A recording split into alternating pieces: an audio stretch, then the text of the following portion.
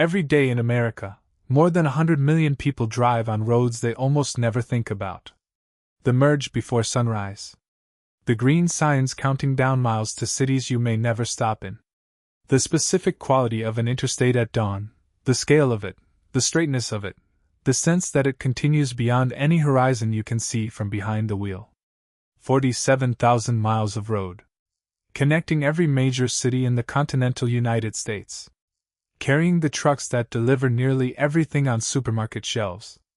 Enabling the suburbs, the distribution centers, the chain restaurants, the road trips, the daily commutes of a country that reorganized its entire geography around the assumption that everyone would drive. The largest public works project in American history. And almost nobody knows the story of how it actually came to exist, or what it cost to build it. The man whose name is most associated with this system signed the legislation in a hospital room. There was no ceremony. No photographs of a president at a desk. The most consequential infrastructure bill in American history was signed as administrative paperwork, quietly, between a surgery and a recovery. And years later, that same man said something specific and documented about what the highway had done to American cities. He said he regretted it. Not the system. Not the 47,000 miles connecting the country. But the part nobody had planned for. The part that happened in cities. The part that was never in his original vision. The gap between what Eisenhower thought he was building and what America actually built is one of the most consequential stories in the history of American infrastructure. And it begins not with a bill or a committee room, but with a miserable road trip in the summer of 1919. Chapter 1. The Roads That Barely Existed. The year was 1919. The First World War had just ended. Automobiles were multiplying across American roads. The only problem was that the roads weren't ready for them. That summer, the United States Army organized something few people had ever attempted, a military convoy that would drive from Washington, D.C., all the way to San Francisco. More than 80 vehicles. Hundreds of soldiers. 3,251 miles. And among the officers assigned to the journey was a young lieutenant colonel named Dwight David Eisenhower, who had volunteered partly out of curiosity and partly to escape a Washington desk. Within days, the convoy began to fall apart. American roads in 1919 were not roads in any modern sense. Many were little more than dirt paths that became rivers of mud after rain. The Lincoln Highway, the route the convoy followed through Pennsylvania and beyond, was in some sections barely passable for horses, let alone heavy military trucks. Bridges collapsed under the convoy's weight. Vehicles sank into soft ground until dozens of soldiers were needed to pull them free. Mechanical failures multiplied. Entire afternoons disappeared into repairs. The convoy averaged 58 miles per day. Less than a determined cyclist. The trip that planners had expected to take a few weeks stretched into 62 days. The convoy experienced 230 road accidents and damaged or destroyed 88 bridges. For Eisenhower, it was more than an inconvenience. America was becoming a nation of automobiles while its roads still belonged to the 19th century. Moving an army across the country in any reasonable time frame was essentially impossible. If the United States ever faced another national crisis requiring rapid movement of men and material, its own infrastructure would be among its greatest weaknesses. He filed this observation somewhere in his memory and moved on. It would wait there for 37 years. The convoy convinced Eisenhower that America needed better roads. But a second journey, across a continent at war, would show him what those roads should look like. And it wasn't in America. If you're enjoying the video, make sure to subscribe for more stories like this. Chapter 2: Germany and the Idea That Stayed. 25 years after that miserable summer on the Lincoln Highway, Eisenhower was on the other side of the Atlantic as Supreme Commander of the Allied Expeditionary Force in Europe. His job was to keep millions of soldiers supplied across a continent. Every advance depended on roads. As Allied forces pushed into Germany, one piece of infrastructure kept drawing his attention. The Autobahn, Germany's national highway network, built beginning in 1933. Wide, paved, grade-separated highways connecting major German cities. no intersections, no traffic lights, no farm equipment crossing in front of a military convoy. The historical record on the Autobahn's actual military utility is complicated. Allied bombing had damaged significant sections. German military logistics relied primarily on rail, not road. The Autobahn was built partly as an economic stimulus and partly as a propaganda project. Hitler wanted photographs of workers building modern roads. Its strategic value was real but often overstated in post-war American accounts. What Eisenhower took from the experience was not a precise military calculation. It was a visual contrast that connected directly to 1919. He had seen mud roads and broken bridges. He was now seeing a modern highway network. The image stayed with him in a way that military details rarely do, not as data, but as a picture of what was possible. After the war, he came home with a conviction that needed a context to become policy. The Cold War would provide that context. Chapter 3: The Nuclear Argument. The Second World War ended in 1945. By 1949, the Soviet Union had tested a nuclear weapon. The Cold War had arrived, and with it a new kind of fear that permeated American public life in ways that are difficult to fully appreciate from the distance of decades. Schools practiced air raid drills. Civil defense planners produced maps showing blast radii around major cities. American families were encouraged to build fallout shelters. The question of what to do if a nuclear weapon struck an American city was not hypothetical. It was discussed in newspapers, debated in Congress, and built into the planning assumptions of the federal government. For highway advocates, the Cold War provided an argument that could unite constituencies who agreed on little else. A national highway network could evacuate cities in the event of nuclear attack. It could move troops between military installations. It could keep vital industries connected during a national emergency. National defense became the framework that made a transportation infrastructure argument into a national security argument. Eisenhower's 1954 statement to the Governor's Conference, which he couldn't deliver in person and had Nixon read on his behalf, emphasized three concerns: national defense, traffic safety, and economic efficiency. The defense rationale came first. It was the most politically powerful. The honest historical assessment is that the civil defense argument was partly genuine and partly useful political cover for a project with multiple, overlapping motivations. Highway advocates had been trying to secure federal funding for a national network since the 1930s. The nuclear age gave them their most compelling argument yet. Whether the Interstate could actually evacuate a city in the event of nuclear attack was a question that military planners debated seriously and never definitively answered. What mattered was that enough people believed it could. With national security as the argument, nearly everyone could support the highway. The question that remained was how to pay for it. And the answer to that question would shape American transportation for the next 70 years. Chapter 4: The Committee That Shaped Everything. In 1954, Eisenhower appointed General Lucius D. Clay to chair a presidential advisory committee tasked with designing a national highway program. Clay was among the most respected military figures in America, the man who had organized the Berlin airlift. He was also a board member of General Motors. That connection would later draw criticism. His role was advisory, not legislative, but the conflict of interest was real by any reasonable standard. The Clay Committee, formerly the President's Advisory Committee on a National Highway Program, spent months studying the question and produced a report recommending a 41,000-mile interstate network costing approximately $101 billion over 10 years. In 2024 dollars, that is roughly $1.1 trillion. The committee proposed financing through federal bonds rather than a dedicated tax. Congress would ultimately reject that approach. But the committee's composition tells a story as important as its report. Its members included military figures, bankers, business executives, and industry representatives. The trucking industry had a seat at the table. The automobile manufacturers had interested parties nearby. Construction companies anticipated decades of work. No urban planners were in the room. No community representatives. No civil rights advocates.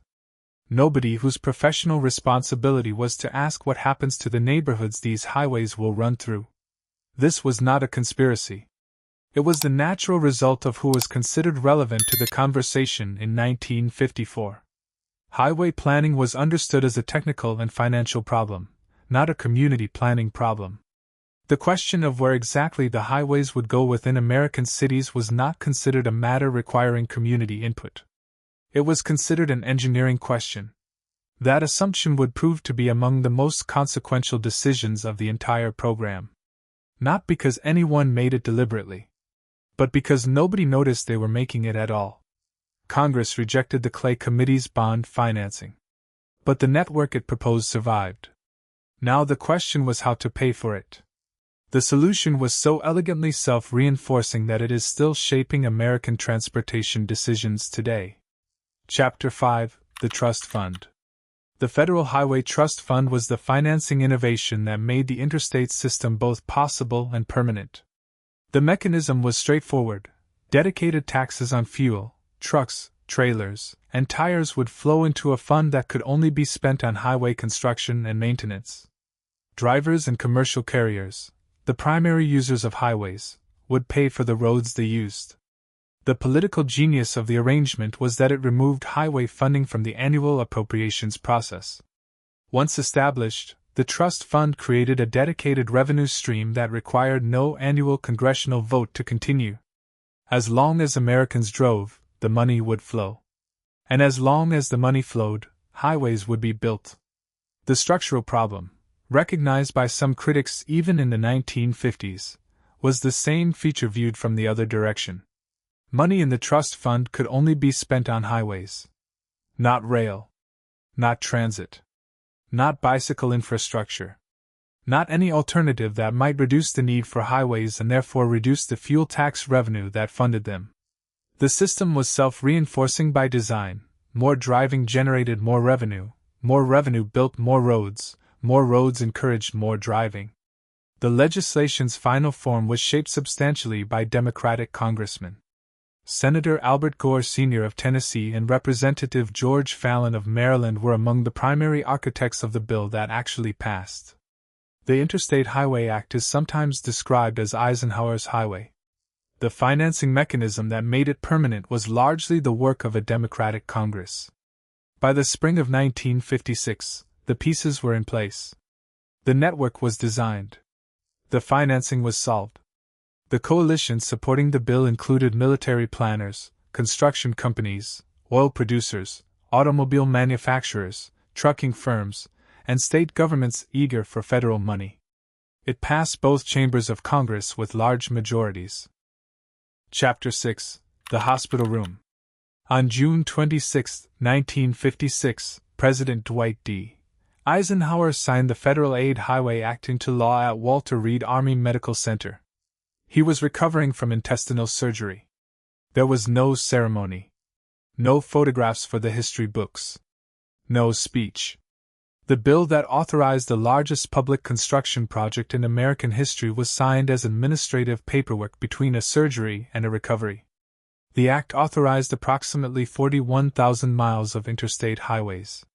It established the Highway Trust Fund. It set the federal government's share of construction costs at 90%, with states covering the remaining 10%. It created design standards that applied to every mile of the system: minimum lane widths, maximum grades, no at-grade intersections, no traffic lights, limited access only. These standards would ensure that a driver could enter an interstate in Maine and find the same road geometry in New Mexico.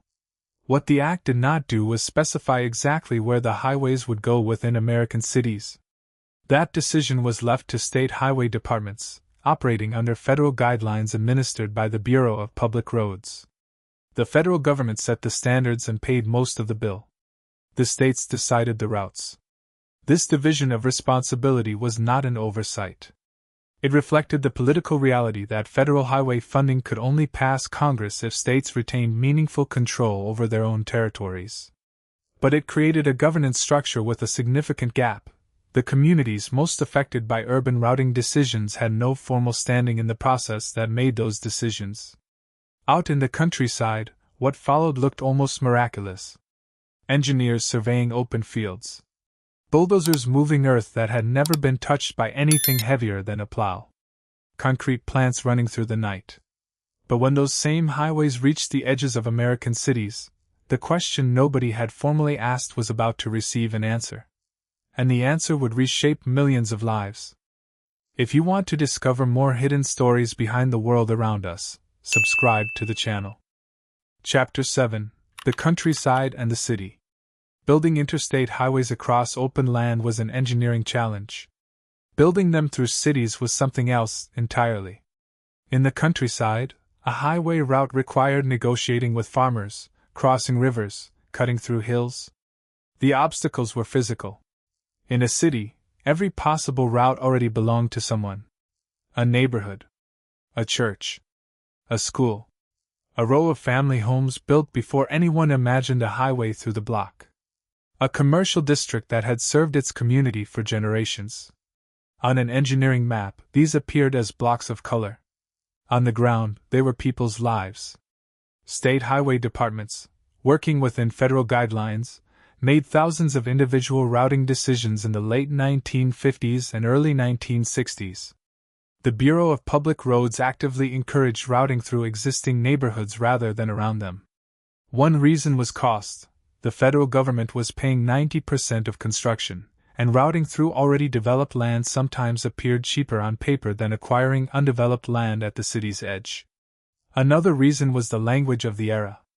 Planners in the 1950s routinely described older urban neighborhoods as blighted, a designation that in practice frequently mapped onto African American communities. Highway construction through blighted areas was presented not merely as transportation policy but as urban renewal. The highway would clear what planners called slums and replace them with modern infrastructure. The urbanist Lewis Mumford, writing in the New Yorker in 1958, 2 years after the act passed, predicted with remarkable accuracy what this approach would produce. He called the emerging Interstate program a one-way road to destruction for American cities. He warned that routing highways through neighborhoods was not renewal but amputation. Almost nobody in a position to change the routing decisions was listening. Chapter 8: The Neighborhoods. The displacement is documented in federal records and in the memories of the people who lived through it. Approximately 475,000 American households were displaced by interstate construction between 1956 and 1972. More than 1 million people. Each number represents a family that packed its belongings because a state agency had determined that where they lived was where a highway needed to go. In Nashville, I-40 construction in the 1960s cut directly through the Jefferson Street corridor, the commercial and cultural heart of Nashville's black community. The street had been home to black-owned businesses, recording studios, and institutions that had sustained the community through decades of segregation. After the highway came through, the economic tissue that had held the corridor together was severed. It never fully recovered. In Detroit, the construction of I-375 and related freeways cleared the Black Bottom and Paradise Valley neighborhoods, among the most vibrant centers of African American commercial and cultural life in the Midwest. Hastings Street, which had been Detroit's equivalent of Harlem's 125th Street, was demolished. The people who had built those communities were dispersed. The places they had built were replaced with concrete. In New Orleans, the Claiborne Expressway was elevated directly over North Claiborne Avenue, a major gathering space and commercial corridor in the city's black community. The avenue had been lined with oak trees that provided shade for community events, and a gathering place that served social functions no planning document would have described as transportation infrastructure. The expressway replaced the oak trees with concrete pillars. The space beneath the elevated highway became something no one wanted to spend time in. In Boston, the Central Artery divided the North End from the city's waterfront, cutting off one of the oldest neighborhoods in America from the harbor it had faced for 3 centuries. The city eventually spent approximately $15 billion to put that highway underground in the project known as the Big Dig, the most expensive highway project per mile in American history at the time of its completion. The Big Dig was, among other things, the most expensive tacit acknowledgement in American history that the original routing had been a mistake. These stories are not identical. Every city made its own decisions. Every route had its own history and its own internal politics. But together they reveal a pattern that is not accidental. Across American cities, interstate routing decisions disproportionately affected African American neighborhoods. The communities that had the least political power were the ones most consistently placed in the path of the highway. Some cities saw what was happening and fought back. And in one city, the fight worked, and produced something that would eventually become a model for what urban life could look like when highways were removed rather than added. Chapter 9: The Freeway Revolt. San Francisco, 1959. 3 years after the Federal Aid Highway Act passed, the city's Board of Supervisors did something that had not happened anywhere in America. They voted to stop construction of several planned urban freeways. The community opposition that produced this vote was not organized by political professionals or funded by major institutions. It was driven by residents of the neighborhoods in the path of the planned routes who had seen what highway construction had done to other American cities and decided that it would not happen to theirs. They organized. They showed up. They outvoted the highway planners. The Embarcadero Freeway, a double-decked elevated structure that had been partially built along the San Francisco waterfront, was among the structures affected. It remained an unloved piece of urban infrastructure that blocked views of the bay, until the 1989 Loma Prieta earthquake damaged it severely enough that the city chose demolition over repair. When the Embarcadero came down, the waterfront that emerged became one of the most desirable urban spaces in America. The ferry building was restored. The waterfront filled with pedestrians. Property values rose. What the freeway had obscured for 30 years became, upon its removal, a demonstration of what urban waterfronts could be. San Francisco's freeway revolt demonstrated something that the highway program's planners had not acknowledged. Urban routing decisions were not inevitable. They were choices. And choices could be resisted, and sometimes reversed. But resistance in San Francisco was the exception. Across most of America, the highways went through. And as they did, something was happening beyond the city limits that the highway was simultaneously making possible. Chapter 10: The Suburb the Highway Made. The interstate highway system did not invent the American suburb. Levittown was already built before Eisenhower signed the 1956 Act. Suburban expansion was already underway. What the interstate did was transform a local and regional phenomenon into a national one, and make it permanent. Distance stopped mattering in the way it had always mattered before. A neighborhood 30 miles from a city center was no longer remote. With a limited access highway, 30 miles was 30 minutes. Farmland that had been too far from city employment to attract residential development became some of the most valuable real estate in America, seemingly overnight. Developers bought it. Utilities followed. Schools were built. Shopping centers appeared. Communities that had not existed in 1955 had tens of thousands of residents by 1965. The highway did not just carry people to these new suburbs. It created the conditions under which they made sense. Single-use zoning, homes in one zone, stores in another, offices in a third, became practical because the highway made driving between zones fast and cheap. Shopping malls required the interstate to bring customers from a regional catchment area that no downtown could have served.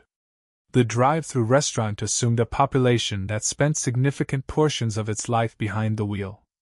The big box retailer, the distribution center, the chain hotel at the highway exit, all of these commercial forms presuppose an interstate that makes them accessible.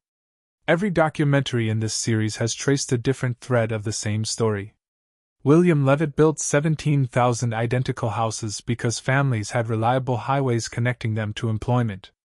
Single-use zoning spread because the car, and the highway carrying it, would bridge the separation. Victor Gruen's shopping malls required the regional automobile catchment area the interstate provided. The drive-through window assumed a customer base living its life in a car. The 1916 zoning resolution and the 1956 Highway Act are two pieces of the same transformation. The interstate didn't just change where Americans lived. It changed the physical logic of how America was organized. The highway reshaped where Americans lived and how they consumed. It also reshaped the entire commercial infrastructure of the country, in ways that the men who designed the highway system in the mid-1950s had not fully anticipated.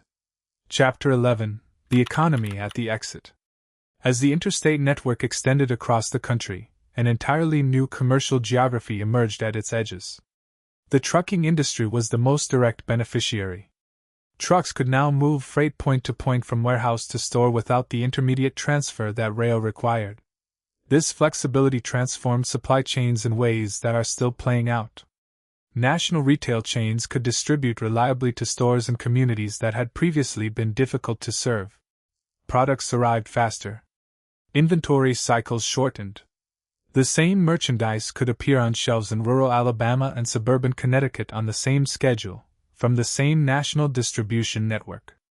The roadside economy organized itself around interstate exits with a consistency that made American roadsides look increasingly similar regardless of state or region. Motels appeared where travelers needed to stop for the night. Gas stations where they needed to refuel. Fast food restaurants where they needed to eat without leaving the interstate corridor. Truck stops became self-contained commercial communities serving the long-haul drivers who kept the freight moving. The trucking industry now moves approximately 70% of all freight in America by value. The interstate system is its primary infrastructure. The supermarket shelf that never seems to be empty, the online order that arrives in 2 days, the construction materials that appear at a job site on schedule, all of this depends on a highway network that was designed, in part, to evacuate cities in the event of nuclear attack. What was built for civil defense became the circulatory system of the American economy. The architects of the 1956 Act understood that commerce would benefit from better highways. They did not fully anticipate the scale of the commercial reorganization that would follow. Chapter 12: What Eisenhower Said Later. Eisenhower's documented regret about the interstate highway system is specific enough to be worth quoting carefully. He did not regret the system. He did not regret the 47,000 miles connecting American cities. He did not express doubt about the fundamental project of building a national highway network. What he said, in his memoir and in subsequent interviews, was that the interstate was meant to connect cities, not run through them. He had envisioned bypass highways, routes that would allow travelers and freight to move between cities without entering them. The urban interstate, in his conception, would carry traffic around downtown areas, not through residential neighborhoods. What he got was different. State highway departments, working within the federal framework the Act established, routed highways through cities because it was often cheaper on paper, because it aligned with urban renewal ideology, and because the communities in the path of those routes lacked the political power to stop it. Eisenhower had set a direction. He had not controlled the specifics. And the specifics had consequences he had not anticipated. His regret, documented by former aide General Andrew Goodpaster, and in his own writing, was targeted and genuine. He had not intended the displacement of 1 million people. He had not planned the amputation of urban neighborhoods. He had not designed a system to divide communities with elevated concrete. Those outcomes emerged from decisions made by other people, operating within a framework he had created, making choices that were never reviewed in Washington. The gap between a president's intention and the consequences of his legislation is not unique to Eisenhower or to the highway system. Large public projects, administered through complex federal-state relationships, produce outcomes that their originators cannot fully control. The interstate is among the clearest examples in American history of that gap, between what was designed and what was built, between what was intended and what endured. Eisenhower's regret is a useful lens, but the interstate's story is larger than one man's intentions or one man's regrets. It is the story of how a genuine national need, better roads, a connected country, a modern transportation system, was filtered through the political and commercial structures of post-war America and produced a physical landscape that generations of Americans inherited without choosing. Chapter 13: The Road We're Still On. The interstate highway system is 70 years old. Its achievements are real and durable. It is the most efficient freight network ever built. It connects a continental economy that could not function without it. It has saved an estimated 187,000 lives through safer design standards compared to the roads it replaced, according to federal transportation studies. It enabled mobility at a scale that previous generations could not have imagined. The standard of living that most Americans take for granted, the full grocery store, the Amazon delivery, the affordable manufactured goods, depends on a logistics network that the Interstate made possible. The costs are equally real and equally durable.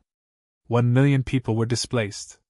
The neighborhoods that were cleared did not simply move, they dispersed, and what had been built in them across generations could not be rebuilt elsewhere on any schedule. The commercial districts that sustained African American communities in Nashville and Detroit and New Orleans were not just buildings. They were networks of relationships and institutions that required proximity to function, and proximity was what the highway destroyed. American cities are still dealing with the physical legacy of urban interstate routing. Elevated highways that communities want removed but cannot afford to replace. Neighborhoods divided by infrastructure that made sense to a state highway planner in 1958 and makes no sense to anyone living beside it today. The cost of deferred maintenance on aging interstate infrastructure runs into hundreds of billions of dollars, a debt accumulated by a system designed to be permanent but not designed to be maintained forever. The car dependency that the interstate made inevitable is now a structural feature of American life that is difficult to change precisely because so much of the physical landscape was designed around the assumption of universal automobile ownership. The people who cannot drive, the elderly, the young, the disabled, those who cannot afford a car, navigate a country whose transportation infrastructure was designed without them in mind. If you are over 50, the interstate grew up alongside you. You drove on it. You may have lived in a suburb it made possible. You ate at the restaurants that appeared at its exits. You may have moved through a city that was altered by its routing. And you have watched the country it helped build deal with the consequences that the men who designed it did not anticipate, and in some cases, did not imagine it was their responsibility to consider. The highway at dawn is beautiful. It is enormous in the way that only genuine engineering achievement can be enormous, not despite its scale but because of it. 47,000 miles of road that hold together a continental economy and a continental culture. And somewhere beneath every on-ramp in every American city, there is a neighborhood that used to be there. That is also true. Both things are the story. Thanks for watching. If you enjoyed this video, don't forget to subscribe for more.